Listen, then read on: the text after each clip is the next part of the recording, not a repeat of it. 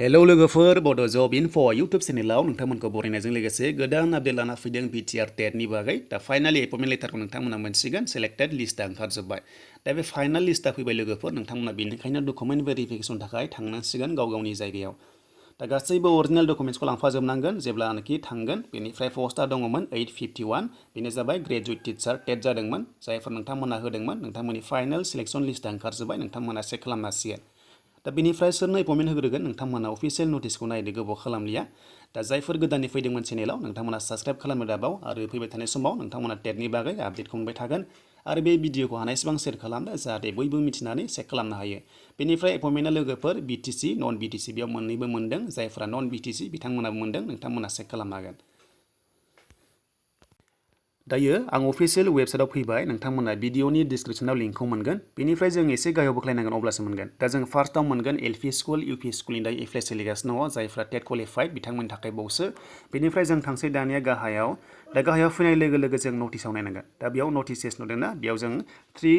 आगष्टनि नटिसखौ बेयाव थुना होदो 3 आगष्टनि नटिसखौ थुनाय लोगो लोगो बियो डाउनलड जागोन दाथ' आङो डाउनलड खालामखाबाय नालाय बेयाव बेबायदि ओंखारदों नोंथांमोनाबो डाउनलड खालामबानो जाबाय बेनिफ्राय भिडिअनि डिसक्रिपसनाव लिंकखौ मोनगोन PDF फाइलखौ डाउनलड खालामना ला दा नैबे नटिस गभर्नमेन्ट अफ आसाम बेबायदि ओंखारदों बेनिफ्राय BTC क'क्राझार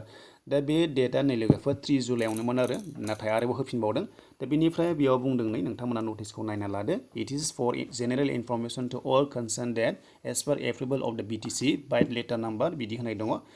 3 आगस्ट थ' बे जाबाय 3 आगस्टनि आपडेट बेनिफ्राय district wise and medium wise final selection list of 851 number of TET qualified candidates selected by the council level selection board Kokrajhar for the post of graduate teacher arts and science Hindi Sanskrit दङ लोगोफोर नोंथांमोना जायफोर high आरो higher secondary स्कुलाव नोंथांमोना टेट होदोंमोन नोंथांमोननि final selection लिस्टआ ओंखारजोब्बाय बेनिफ्राय बुंदों नै लोगोफोर नोंथांमोना सेकेन्डआव नायदो the process of appointment will be N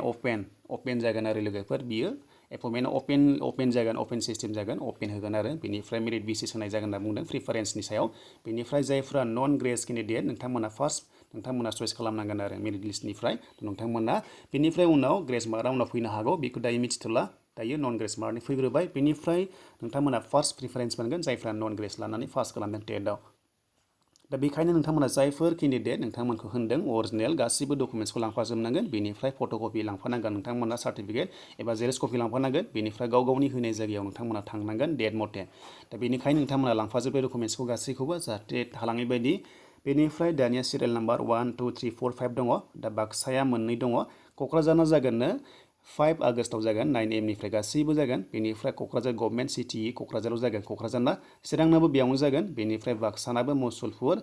SR secondary school थ' बे सिनियर सेकेन्डारि स्कुल जानो हागौ बेनिफ्राय बेयाव फैबाय दानिया आरो बाक्सा मुसलपुरनाबो दङ थ' बेबायदि आरो थ' बेयाव मोनसे नायदों नै मोनसे खोथा साननांगौ दङ लोगोफोर नोंथांमोना बेयाव कनफिउस जानो हागौ नैबे बाक्साया मानि थाखाय मोननै फैदों बेनो जाबाय नन BTC एरिया जायफोर नन BTC एरिया नोंथांमोननि सिलेक्सना नोंथांमोननि मेरिट लिस्टआ मोनगोन बेनो जाबाय नै नन BTC ना 8 आगस्टआव लोगोफोर नोंथांमोना मुसलपुरावनो थांनानै लाना फैनांगोन गासैखौबो बेनिफ्राय उदालगुरिनिया जाबाय गार्लस हायार सेकेन्डारि स्कुल 9 आगस्टआव जागोन नोंथांमोना बेयाव थांनांगोन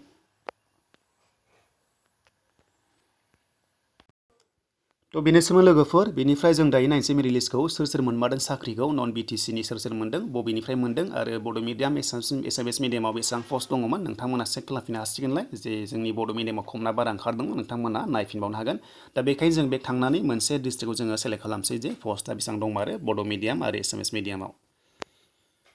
दा फाइनालि आं बेयाव डाउनलड खालामबाय क'क्राझारनिखौ लोगोफोर क'क्राझाराव आङो डाउनलड खालामबाय आरो PDF फाइलखौ नोंथांमोना गाव गावनि नामखौ नायनो हागोन बेनो जाबाय एसिस्टेन्ट टिचार आर्ट्सनि बड' मिडियाम लोगोफोर बेनिफ्राय आन्डार क'क्राझार डिस्ट्रिक्टआव साख्रि मोननाय आरो बेयो माने लिस्टआ फैनाय दा नायदो फार्स्टआव दङ अनसुलि बसुमतारी दङ लोगोफोर नोंथांमोना नुनो मोन्दों दा बे नायदो नै थ' बेनि डिस्ट्रिक्टआ जाबाय बाक्सा थ' बे बाक्सानि थ' बे BTC आनो लोगोफोर बाक्सानिब्लाबो बिथाङा बेयाव मोन्दों आरो प्रिफारेन्सखौ होनानै दा बेनिफ्राय टटेल मार्कआ दङ नै 266.13 दङ दा बेनिफ्राय पस्टआ बेसेबां सेलेक्सन जाबोखो नायनोसै साबेसे दङ गाहायाव बोख्लायजोब्बाय आङो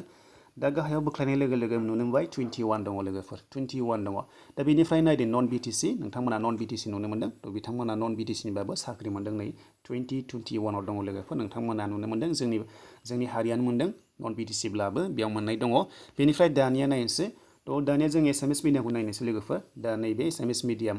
थ' बेयाव एसामिस मिडियामनिफ्राय आर्ट्स आरो लोगोसे हिन्दी दङ आरो बेयाव मोननैबो दंखायो दा बेनिफ्राय जों नायनोसै एसामिस मिडियामाव साबेसे दङ नोंथांमोनहा नुनो मोनदों बिटिसि आरो नन बिटिसिबो थानो हागौ बेयावबो दा जोङो गाहायाव बोख्लायबाय साबेसे दङ 28 सो मोनबाय बेनिफ्राय आरो दंबावो थ' मोनलांगासिनो दङ 59 सो मोनबाय आरो बेनिफ्राय थांसै 60 निफ्राय दंबावो दा बेनिफ्राय 71 सो मोनबाय लोगोफोर नन बिटिसि बिथांमोनाबो मोनदों जेनेरेल खथायाव थ' नन बिटिसिबो मोनदों गोबां मोनदों एसामिस मिडियामाव बेनिफ्राय हिन्दी मिडियामाव नायदो लोगोफोर नोंथांमोना हिन्दी मिडियामाव साबैसे दङ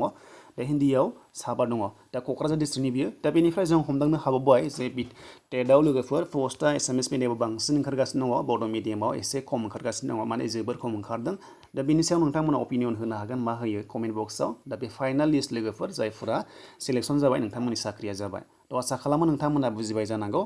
थ' लोगोफोर मोजां मोनदोंबा लाइक खालाम कमेन्ट खालाम गोदानै फैदोंबा चेनेलाव साबस्क्राइब खालामदो बेबायदि साख्रिनि नोंथांमोना सिगां बड' जब इनफ' इउटुब चेनेलाव मोनबाय थागोन दा बेनिखायनो नोंथांमोना लाइक खालामदा भिडिअ नायदोंब्ला आरो भिडिअखौ हानायसेबां शेयार खालामनो हादो